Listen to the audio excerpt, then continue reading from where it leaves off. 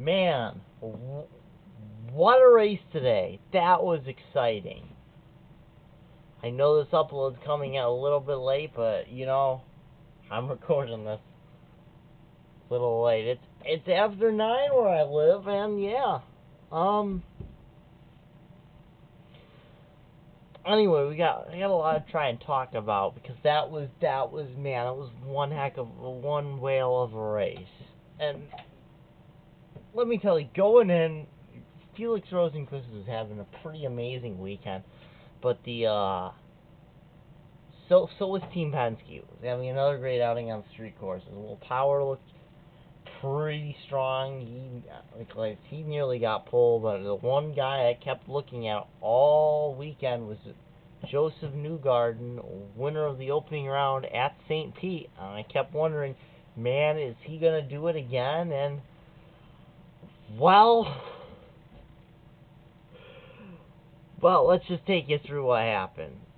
Race starts, Rosenqvist gets out to the lead, leads the first lap, and then Will Power takes it. And it's early on, it's looking like it's going to be the Will Power show. And after the season he had last year was really a down. He didn't even win a race last year. He's having his longest winning drought, and it looked like this might have been the week he was going to break it, because he was looking really solid.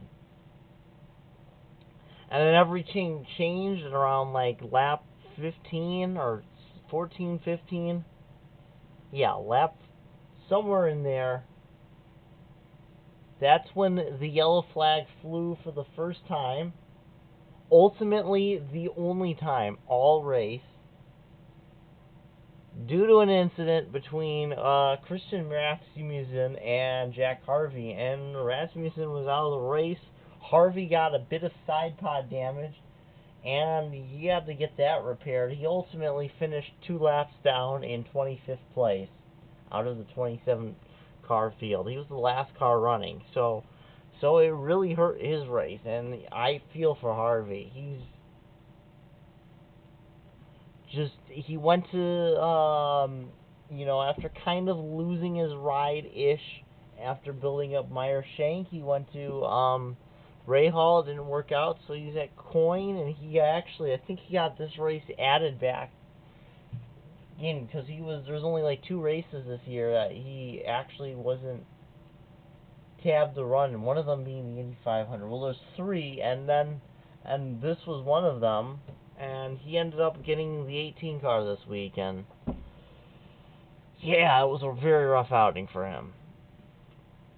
Anyway, so you had a bunch of people, Will Power, I think this was where Scott DIXON and they all pit. Team Penske decides to cover their bases, and they keep Joseph Newgarden out.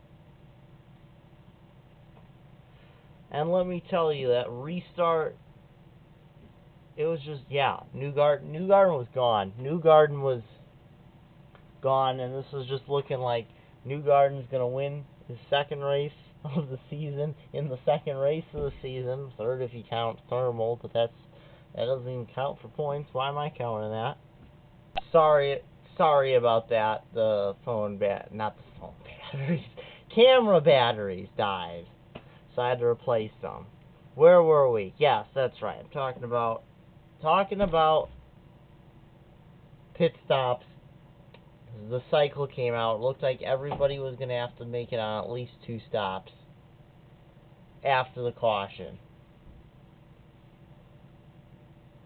Even those guys that pit under the caution looked like, unless they did a lot of fuel saving, they were going to have to pit again. So pit stops happened around lap 30, 32-ish, and Herta gets the lead during the time, and then after those guys that pitted, it kind of cycled out to Scott DIXON was actually leading the race for a while. So there was that going on. He had actually gotten ahead of Power. When he pit, he kind of started the cycle a little kind of early, but they came in and it looked like everybody was going to be just short unless they did some really massive fuel saving. He came in. Kyle Kirkwood stayed out a little bit longer.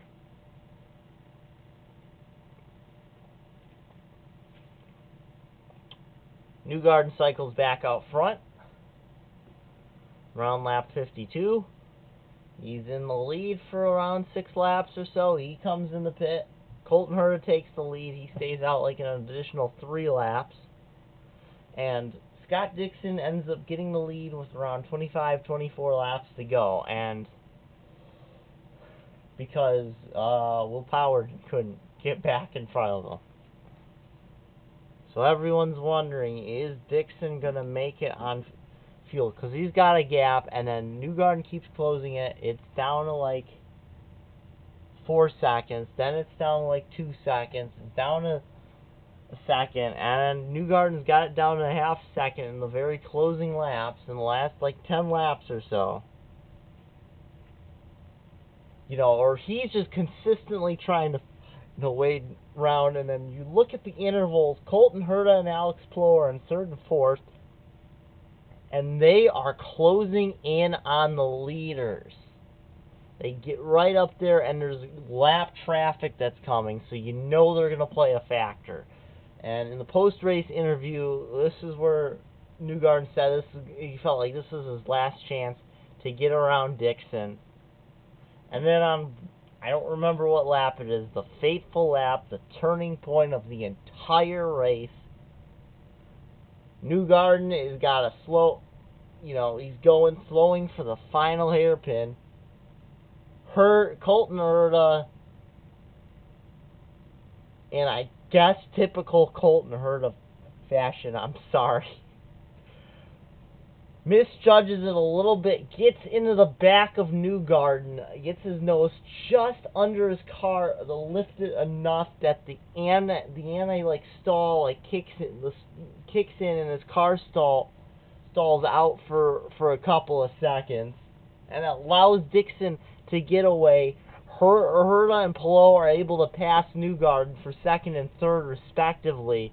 Newgarden, looking like he could have won this race, is now sitting here in 4th wondering, what did he do wrong? And it was really nothing. And because of that, Scott Dixon, the Iceman, has got the lead, but it's not over because Herta is closing. And he gets there. He gets to the, I guess, the back bumper. Maybe not quite. I don't remember. The point of the matter is, the main question was, did Dixon save enough? And somehow he did. Scott Dixon somehow managed to lead the most laps. He led 42 laps out of 85. And if you watch the race, it didn't feel like I mean, yeah, he did lead a lot of laps, but it didn't feel like he was ever in control of the race. Not until the incident with Newgarden and Herta in the hairpin, and he just won it. So it's Scott Dixon taking the win over Colton Herta. Alex Palou, my boy, gets 3rd. Newgarden 4th. A strong run for Marcus Ericsson in 5th. Will Power, after all that, gets 6th. Rest of the top 10. Kyle Kirkwood, 7th place. Romain Grosjean in the Juncos Hollinger Racing 77, a very impressive run. He gets 8th. Felix Rosenquist, poor pole sitter, ends up 9th. Did I mention Grosjean made up 8 spots during the race? Alexander Rossi, I forgot to mention, Rossi and O'Ward had contact earlier in the race. Rossi, I think, had to repair the damage, so he was in the back for a bit. O'Ward got a penalty. Rossi still managed to get a top 10 out of all of that. And he didn't get a top 10, but a huge shout out to Theo Porcher in his first ever race in an IndyCar. Makes up 11 spots. He started 22nd. He finishes the day in 11th after pretty much having all of McLaren's hopes for the day just piled onto him. He was 11th. Marcus Armstrong was 12th. Linus Lundqvist 13th. Rinus VeeKay 14th. And another strong run for Agustin Canapino in 15th. Yeah, that's your top 15 points. Newgarden, still your points leader. DIXON, strong run, is actually able to slightly cut into Newgarden's points lead. So it was a 14-point lead after the first race. Now DIXON is behind Newgarden by 12 points. It's another 3 points back to Colton Herta in third. 9 points further back is Pelot in fourth. And then Willpower is 26 points behind Newgarden in fifth place. He's just 2 points behind Pelot.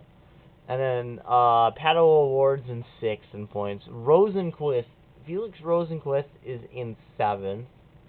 I know Kyle Kirkwood, who's having a pretty decent year so far, he's in eighth. Alexander Rossi looks like he was going to have a really bad points day today, and he finishes the day ninth in points. And here's the crazy thing. Scott McLaughlin is 10th in points. And that is crazy because he finished 26th today. He had a mechanical failure, and he dropped out of the race in the last 15 laps. He's still 10th in points. Rinus DK is 11th in points. Marcus Ericsson's 12th. A good run for Grosjean gets him up to 13th. And can we shout out to Santino Ferrucci, still in 14th in points in the AJ Foyt car? That team's really making, it looks like, a little bit stride so far with the Penske engines. Graham Rahal 15th. Shout out to the top rookie this season so far, who is Kiffin Simpson, and he's 16th in points. He's actually tied with Rahal and Augustine Canapino. Yeah. Good year. It's a good year so far. I was definitely worried about it being it could be a Newgarden runaway. Although if nobody else has an answer for him on the ovals with how Newgarden and that Penske crew's been on the street courses so far, assuming that translates to the purpose-built road courses, it still could be the Newgarden's championship for the taking. Speaking of purpose-built road courses, next week, Barber Motorsports Park. That's going to be an exciting and fun race. Alright, I always love when they come to Barber. When they go to Barber. I say come to Barber like I'm in Alabama. I'm pretty far away from Alabama, let me tell you that. So yeah, that was certainly a race. I think next week, I assume if I'm watching Barber next week, I might be hanging out with friends. I'll still try to give you guys a little bit of an update on the race, but hey, if not, then I guess I'll see you in, I don't know if I'll do another more Let's Play or Western Caves Wildcards, or worst comes to worst, you just gotta wait a few weeks, and I think 3 weeks from now is the IndyCar Grand Prix. I know it's such a weird thing to say. 3 weeks from technically yesterday. Because I'm recording this on a Sunday, and they always run the GP on a Saturday. Anyway, that's all for me for now. I will see you guys in whatever video I make next. This is Western Caves, and I am signing off.